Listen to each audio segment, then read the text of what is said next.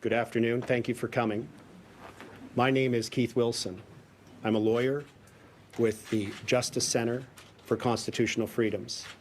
As some of you may know, there was an announcement earlier today that the Justice Center and a team of lawyers are here on the ground in Ottawa to assist the truckers and the Freedom Convoy 2022 with whatever legal needs they might have. What we're going to do today in this brief press conference is you're going to hear from Tamara Leach, who we all know is the spark that lit this fire and the leader of this organization. You're also going to hear from Joanie Pelletier, who is going to summarize in French what Tamara says. And then Danny Bulford, former RCMP officer, who assists the organizers with security and liaison with the police, will speak and update you on some of those things. At the end, there will only be questions to me, and those questions will be related, if you have any, to the situation with GoFundMe, and I can answer those questions. So with that, I should also note that with Tamara is Chris Barber, one of the key leaders of the Freedom Convoy 2022. So with that, I'd ask Tamara to come forward and make her statement. Thank you. Thank you. I always have this problem with microphones, sorry. Thank you very much for being here today. We are here out of love for our families, our communities, and our nation. These past 2 years, the COVID mandates have divided us. This protest began because of the federal government's restrictions on trucker freedoms. Our movement has grown in Canada and across the world because common people are tired of the mandates and restrictions in their own lives. Our movement has grown in Canada and across the world because common people are tired of the mandates and restrictions in their lives that now seem to be doing more harm than good. As of today, Sweden, Denmark, UK, Norway, Finland, Ireland, and Switzerland have removed all COVID mandates and restrictions. We are therefore calling on all levels of government in Canada to end all COVID mandates and restrictions. We will continue our protest until we see a clear plan for their elimination. Premier Scott Moe of Saskatchewan has taken leadership in Canada in ending restrictions and mandates in that province. Hopefully, these words will turn into long-lasting action. So far, no one from the federal, provincial, or municipal government has spoken directly with us. Instead, they are using you, the media, to portray us as racists, misogynists, and even terrorists.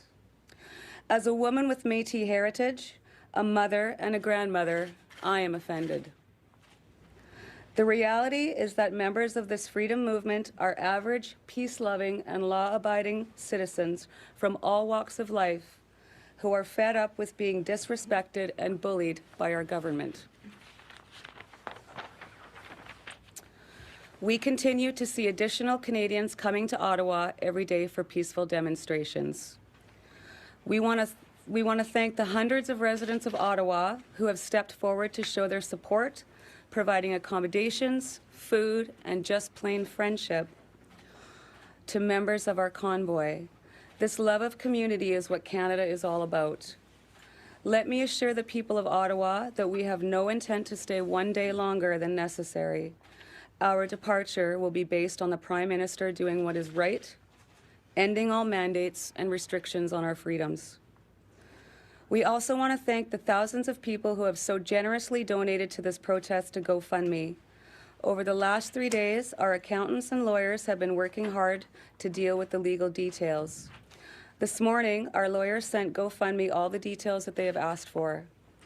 I am confident that GoFundMe now has all the information needed to immediately lift the suspension they put on our campaign. I am hoping to hear from GoFundMe soon so that we can get the money to the truckers and keep our protest for freedom moving forward. I will be providing regular updates.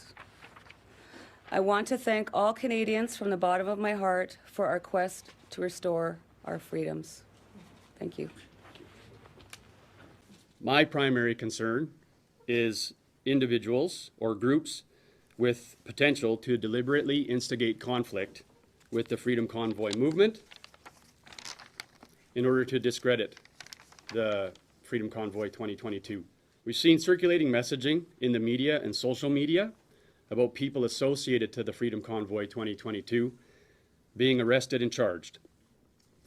I have it on very reliable information that people from the movement were not associated and that offenses related to property damage and just an assault this morning committed by agitators were witnessed and reported by a trucker and one of our volunteer security personnel. What I have seen with my own eyes, truckers and supporters of the movement feeding the homeless, maintaining cleanliness of city streets, centralized garbage collection, shoveling snow at the War Memorial and the Terry Fox statue, decorating those two locations and providing security for those two locations. I expect that that level of commitment to the City of Ottawa and respecting our traditions in this country is just getting started.